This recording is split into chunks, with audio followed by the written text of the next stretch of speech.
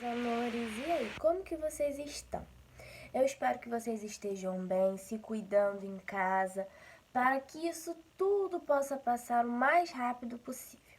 Antes da gente iniciar a nossa aulinha, eu queria parabenizar vocês pelo desenvolvimento, pelo empenho, dedicação, capricho que vocês andam tendo, né? Que vocês estão tendo com as atividades, o comprometimento com as aulinhas.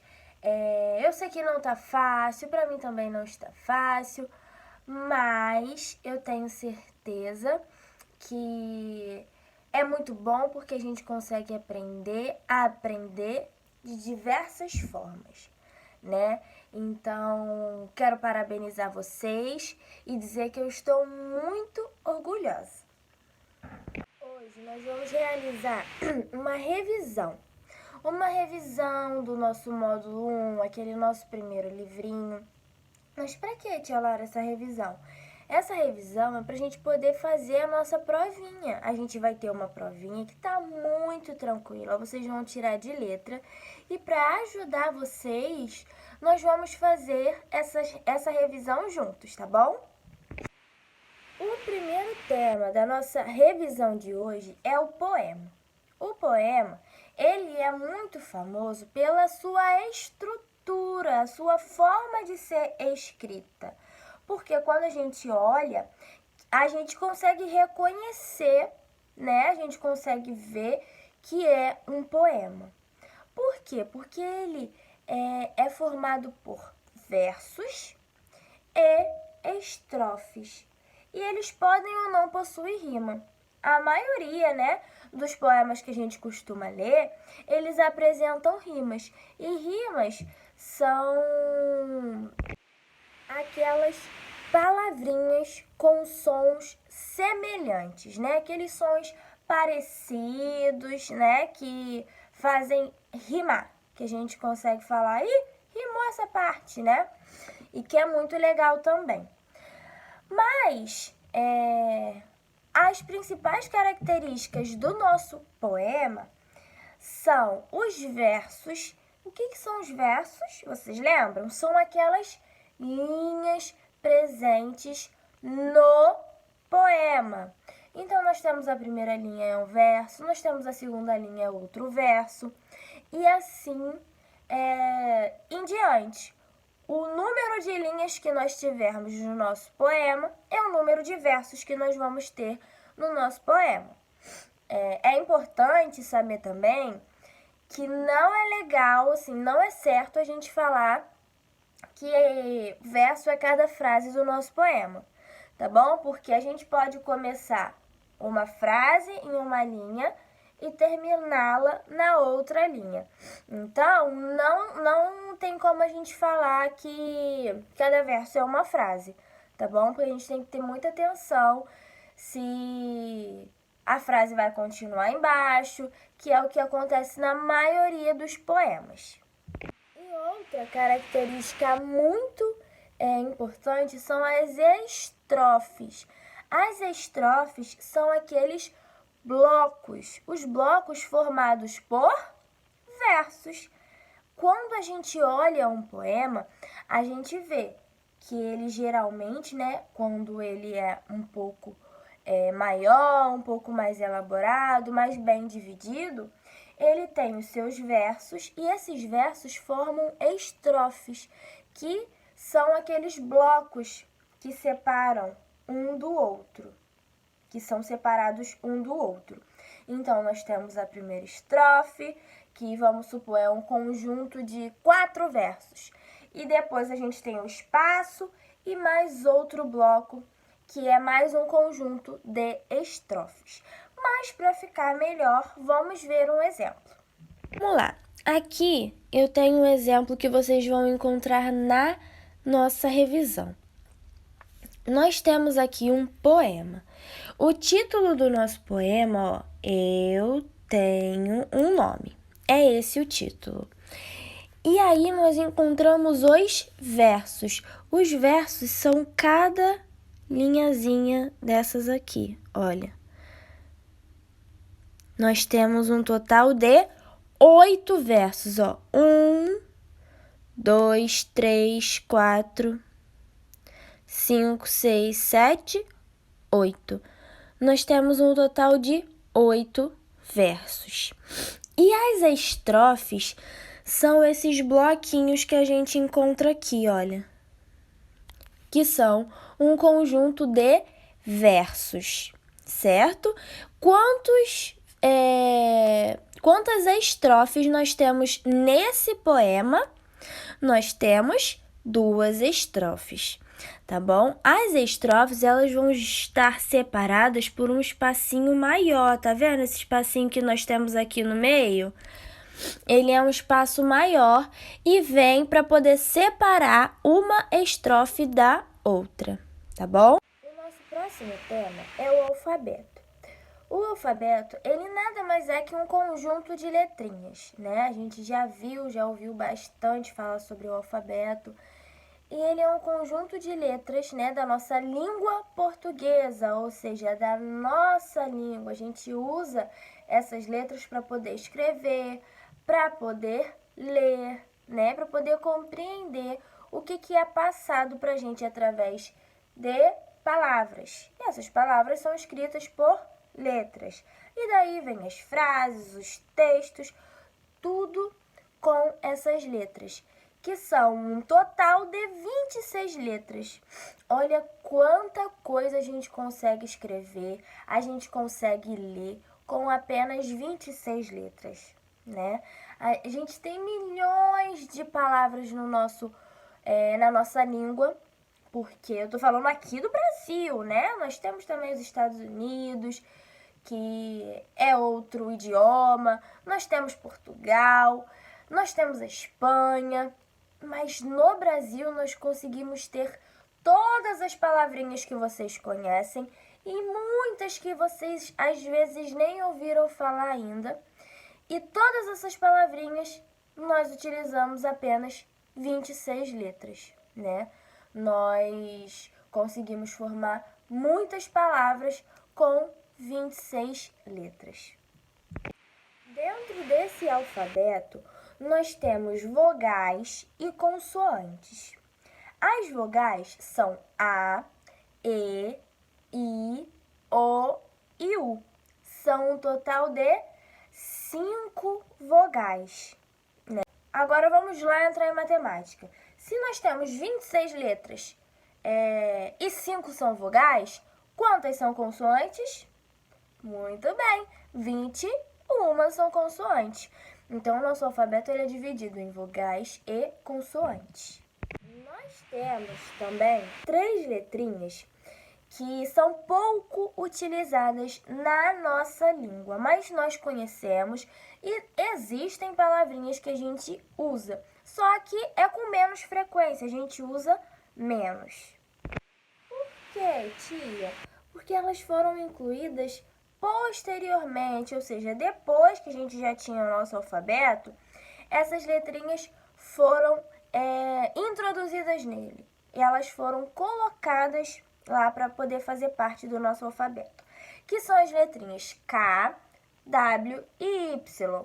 Essas letrinhas, quando a gente costuma ver, elas geralmente estão sendo colocadas, elas são utilizadas em palavras, em nomes próprios, né?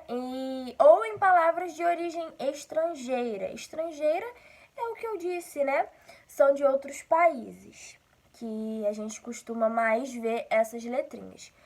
Mas a gente também pode ver, como por exemplo, o nome Karine, ou então Caio, ou então Vanessa, porque nós sabemos que o W ele pode ter o som de V, né?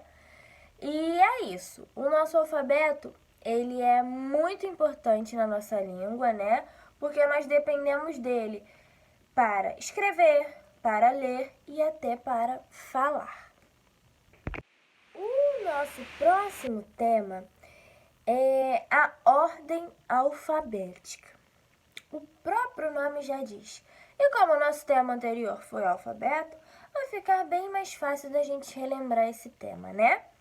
A ordem alfabética, ela é isso mesmo que vocês estão pensando. É a ordem do nosso alfabeto. Porque nós temos 26 letras no nosso alfabeto, né? Que a gente viu. Mas esse alfabeto, essas 26 letras, elas têm uma ordem, né? Elas têm uma ordem a ser escrita. Então, quando a gente vê um alfabeto, como tem lá na nossa salinha, quando a gente vai escrever o nosso alfabeto, a gente precisa seguir essa ordem, a gente precisa ver essa ordem. Vamos repetir junto comigo o nosso alfabeto, tá bom? A, B, C, D, E, F, G, H, I, J, K, L, M, N, O, P, Q, R, S, T, U, V, X e Z. Essa ordem alfabética, ela existe para a gente poder ter mais controle das coisas, né? Como, por exemplo, no dicionário. O dicionário, ele é organizado na ordem alfabética, como eu já falei para vocês. Então, todas as primeiras palavrinhas que nós vamos encontrar são com a letra A, depois com a letra B, depois com a letra C. Assim como também é organizado a nossa lista de chamada lá na escola, né? Quando a tia Lara faz a chamada, quando a tia Gil faz a chamada, a gente segue a ordem alfabética. Então, primeiro vão vir as criancinhas que começam com a letrinha A, Ana Luísa, Ana Clara. Depois, as criancinhas com a letra B, depois com a letra C, depois com a letra D. E tia, mas não tem ninguém com a letrinha D na minha sala. O que a gente faz?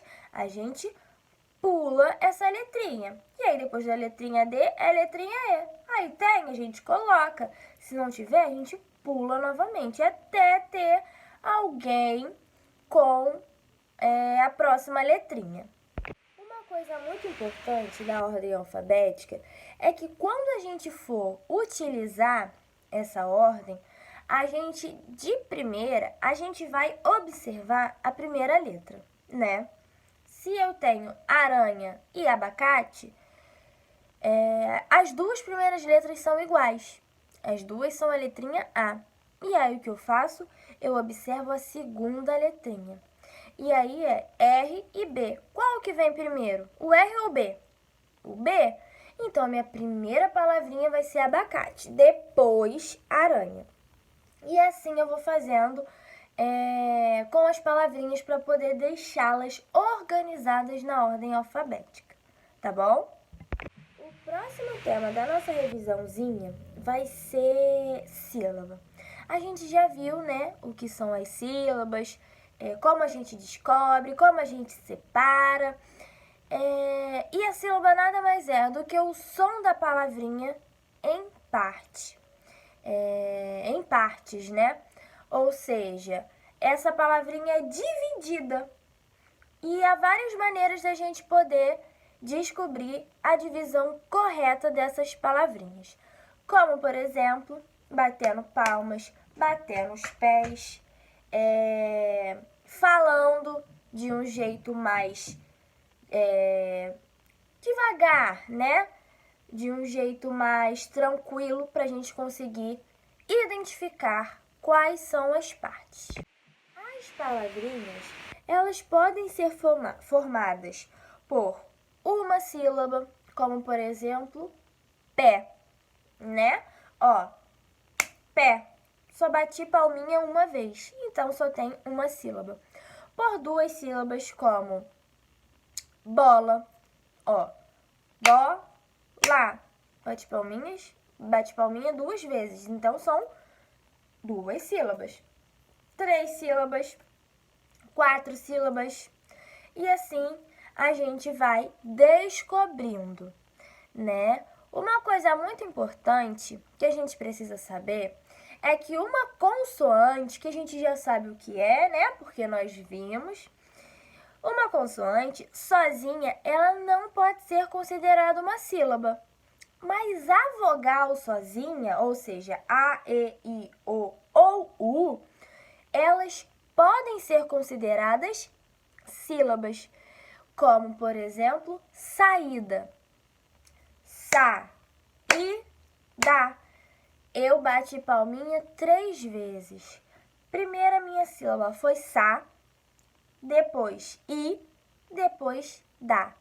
E eu tenho 3 sílabas. Uma delas, que é o i, é só a vogal i e é considerado uma sílaba. Agora, as consoantes, elas jamais poderão estar sozinhas formando uma sílaba.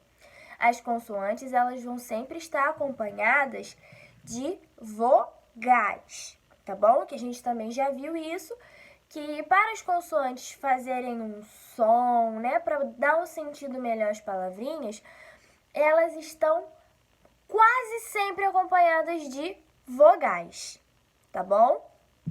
E outra coisa muito importante que nós também precisamos saber na hora de separar as nossas sílabas, para poder contar quantas sílabas tem, para poder descobrir, quando a gente encontra duas consoantes juntas,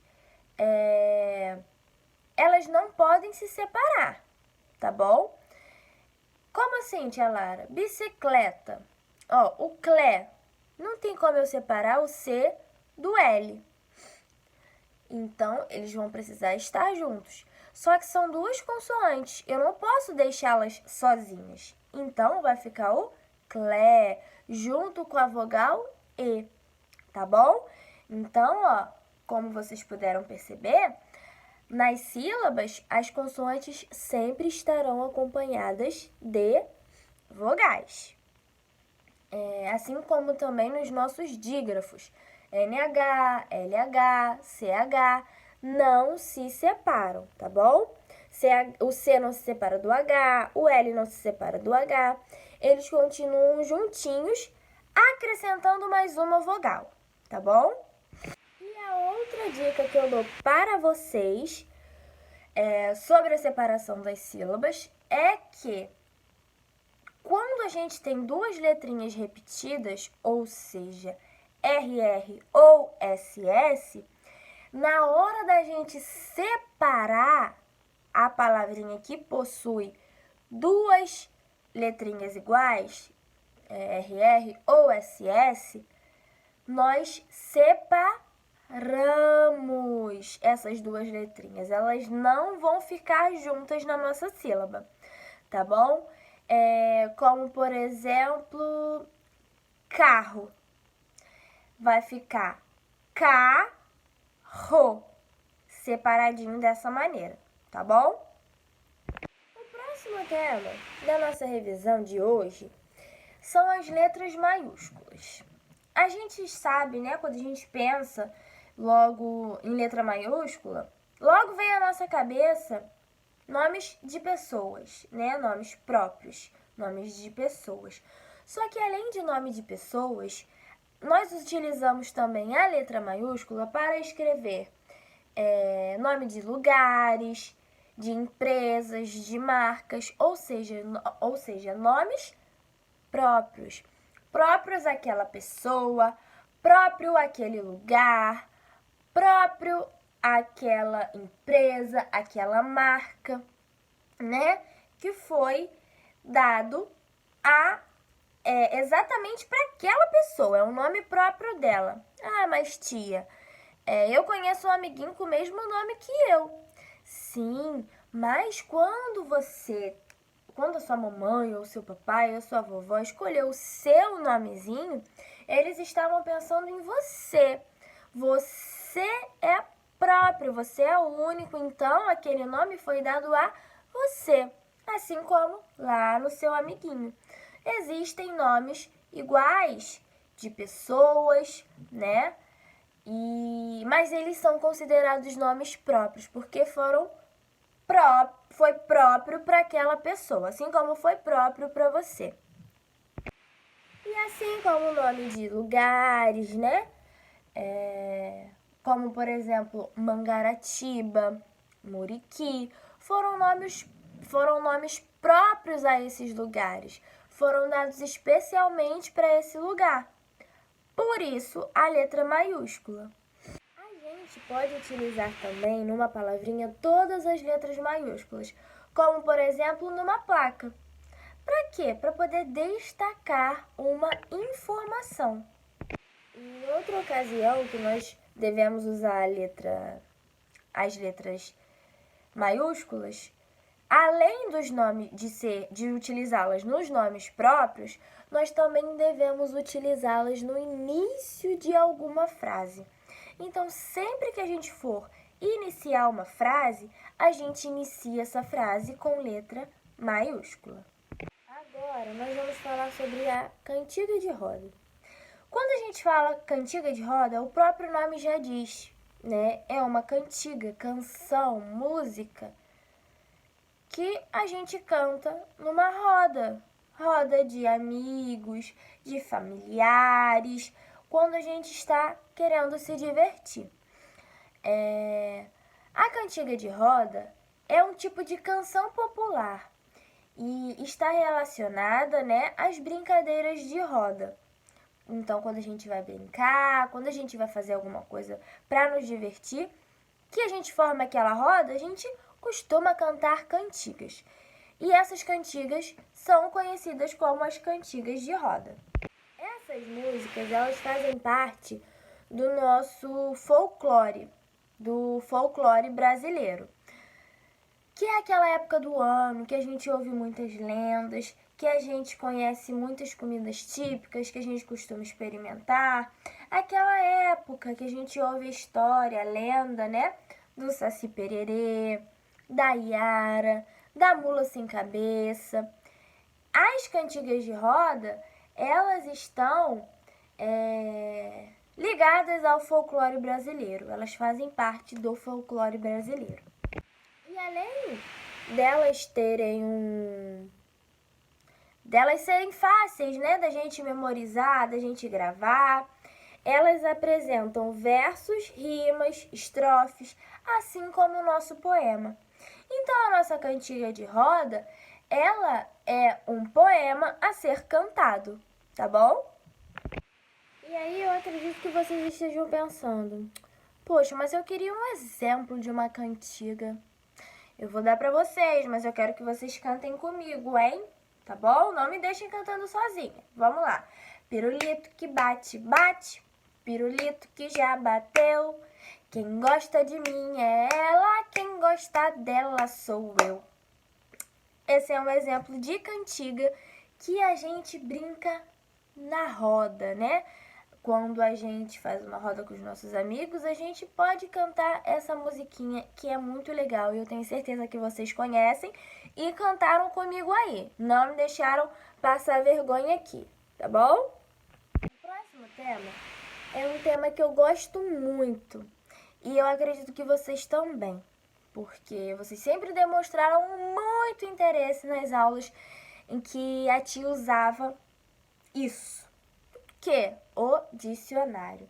O dicionário, né, ele é um livro que apresenta o significado das palavrinhas pra gente.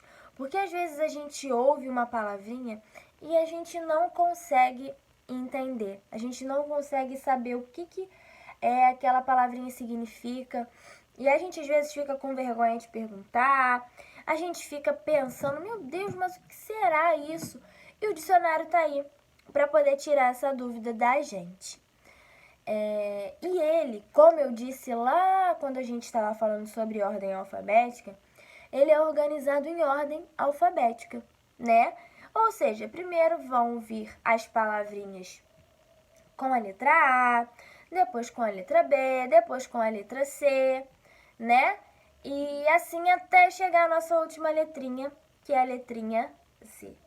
Alguns dicionários, eles podem apresentar imagens. Outros não, apresentam apenas os seus verbetes, que são as palavrinhas juntos de seu significado. Então, essas são as principais características do dicionário, né? Ele é escrito em ordem alfabética, ele apresenta pra gente o significado e explicações das palavras. Ele pode conter imagens ou não, ou apenas os verbetes. E nós jamais iremos encontrar um dicionário somente com imagens, porque ajuda bastante a gente, né? Às vezes a gente lê, sabe o que significa, mas não sabe como é, né? A gente não tem uma noção de como é. E quando tem a imagem, a gente consegue saber como é exatamente. Mas, se a gente tiver apenas as imagens, a gente vai saber o que é? Não, né? Então, a gente precisa ter o significado ali. E, meus amores, nós chegamos no nosso último assunto da nossa revisão, que é o hífen. O hífen, ele é um sinal de ligação. Olha só, com esse nomezinho a gente já pode imaginar qual é a sua função, né? Ele liga uma parte da palavra a outra. Mas como isso acontece? Quando a gente está escrevendo no nosso caderno, na nossa agenda, em alguma folha, e acaba não cabendo a nossa palavrinha naquela linha. Mas a gente precisa continuar escrevendo, né? Para poder fazer um sentido na nossa frase, no nosso texto. E aí o que a gente faz? A gente precisa ir para a linha de baixo. Mas tia, se eu fizer isso, vai sobrar um espaço. E aí entra o hífen, que é o nosso sinal de ligação. Ele vai ligar aquela partezinha que ficou na linha de cima, ele vai ligar na parte de baixo, que você vai completar aquela palavrinha. Vou dar um exemplo para vocês. Aqui, olha, a tia escreveu: fui ao mercado comprar bala. Só que não coube a minha palavrinha bala completa aqui na minha agenda. Mas eu precisava escrever. Então, ó, eu usei o hífen para poder indicar que a sílaba que está aqui embaixo é ligada à que está aqui em cima, a última que está aqui em cima, na linha de cima. E aí, a gente consegue, fazendo isso, utilizando o hífen, né? A gente consegue economizar, a gente consegue aproveitar, né, bastante o espacinho que a gente tem no nosso caderno, no nosso livro, na nossa agenda, porque a gente vai usar a linha inteira, sem deixar espaço, a gente vai conseguir aproveitar bastante todo o espaço que a gente tem ali. E é importante saber que na hora de separar essas palavrinhas, na hora que você não conseguir colocar a palavrinha inteira numa linha, que precisar utilizar o hífen, é importante você lembrar lá da separação de sílabas. Por quê? Porque a gente viu na separação de sílabas as formas corretas, o que não pode acontecer, o que pode acontecer. Então, você vai estar separando uma sílaba da outra quando acontecer de você ter que usar o hífen. Então, você precisa observar para ver se vai estar do jeitinho certo, tá bom? E aí foi essa a nossa revisão de hoje. E agora, para ficar melhor ainda, para a gente sair dessa aulinha com tudo aqui na nossa cabecinha para fazer uma prova excelente, a gente vai iniciar a nossa revisão juntinhos.